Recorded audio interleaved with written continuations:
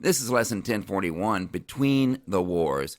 The essential question here is, what were the important themes in world history from 1919 to 1939?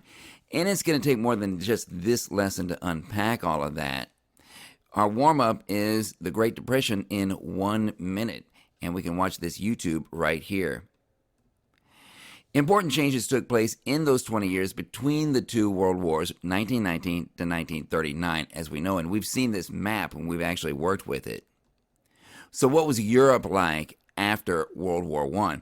Well, we get a big indication of it right here. Look at all this destruction. In Europe, the war led to a sense of bitterness and pessimism among all nations. Many European nations were destroyed and bankrupted by years of fighting along the Western Front. Russia was destroyed after World War I and a 3-year civil war that led to communism and the formation of the Soviet Union. The harshness of the Treaty of Versailles created lots of bitterness in Germany, which was unable to keep up with the payments on that $33 billion in war reparations. The Italians were angry when they did not receive land along the Adriatic coast. The horrors of World War I changed people's attitudes about progress. After the war, people started questioning traditional beliefs. So what were some new ideas in this post-war era? Austrian-born Sigmund Freud revolutionized psychology. He believed that the mind has conscious and subconscious thoughts that affect people's behavior. German-born Albert Einstein revolutionized physics. His theories on light, relativity, and energy disproved many of Isaac Newton's ideas from the 1600s. During World War II, Einstein's understanding of nuclear physics led him to suspect that the Nazis were working to develop a powerful new type of nuclear bomb. He urged President Roosevelt to do the same thing before the Nazis succeeded. Luckily, Roosevelt listened. Einstein once said in 1949, "I do not know with what weapons World War III will be fought, but World War IV will be fought with sticks and stones." New abstract art, like Pablo Picasso's Cubism using geometric shapes, and Salvador Dali's Surrealism, dreamlike art, reacted against traditional art forms. These are some examples of Picasso, and these are some examples of Salvador Dali. So what was America like after World War I? While European nations struggled to rebuild and pay for the war, some world nations benefited from World War I.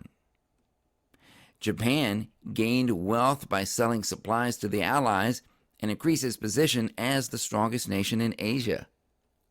The USA was the wealthiest nation in the world and a major world power that created but never joined the League of Nations.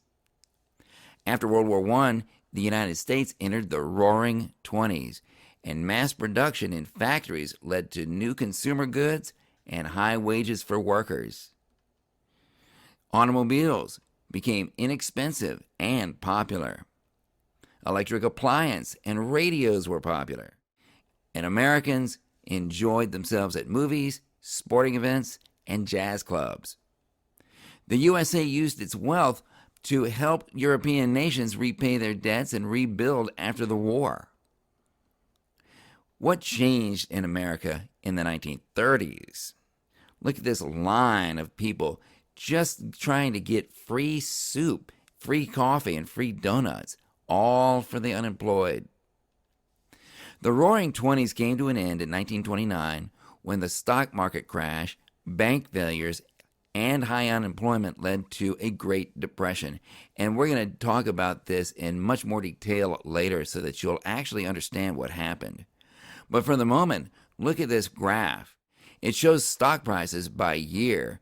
It was going up and up and up, doing great in 1929, and then look what happened between 1929 and 1932. It just fell to the floor. Same with these graphs. Look at the business failures on the right. Things really ramped up all the way up to 1932 when business failures started to decline. And you can see that as a result of these business failures, bank failures really spiked up between 1932 and 1933. Unemployment was doing great. It was really low up to 1929, and then it just climbed and climbed and climbed all the way up through 1933, as we can see. And look at the picture that really makes it real. We've got this huge unemployment line. This is a very interesting picture because it's got this billboard in the background, world's highest standard of living. There's no way like the American way. And what's happening in the foreground? You've got unemployed people standing in a bread line. The Depression in America triggered a worldwide depression in the 1930s when international trade declined and U.S. investment in Europe ended. And you can see what's happening to world trade between 1929 and 1933 in this graph. It is just tanking between those years. The unemployment rate worldwide, this is in Great Britain, Germany, and the United States, and you can see it just spiking right up until 1932. The Depression led to a sharp rise in unemployment in Europe.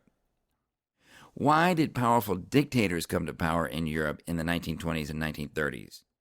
In Germany, the situation grew desperate by the 1930s, and the Weimar government, that's the German government based in the town of Weimar as the capital, became more unpopular. The Weimar Republic was already unpopular because government leaders had signed the Treaty of Versailles back in 1919. To pay war reparations and rebuild the country, the government printed money, which led to a phenomenon known as hyperinflation, in which the money becomes worthless because there's so much of it. In fact, what do you see here? You see two children playing blocks with thousands and thousands and thousands of marks in German money. It's useless as money. You might as well just play with it. Unemployment in Germany reached 30%. Like Germany, Italy also felt betrayed by the Treaty of Versailles, also had a suffering economy, and also saw its unemployment levels rise. So you had some disastrous effects of this worldwide economic depression. What were the immediate effects? Well, millions became unemployed worldwide. Businesses went bankrupt. Governments took emergency measures to protect their economies, which often backfired. Citizens lost faith in capitalism and in democracy, and nations turned toward authoritarian leaders. One thing about authoritarian leaders is they like to propose simple answers to complex questions. And these are answers that people like to hear and want to believe in. The long-term effects of this worldwide economic depression: the Nazis took control of Germany. Fascists came to power in other countries like Italy and the Soviet Union. Democracies tried social welfare programs. Japan expanded in East Asia, and World War II broke out. Due to the economic depression, bitterness, and desperation, powerful dictators would seize control of Germany and Italy.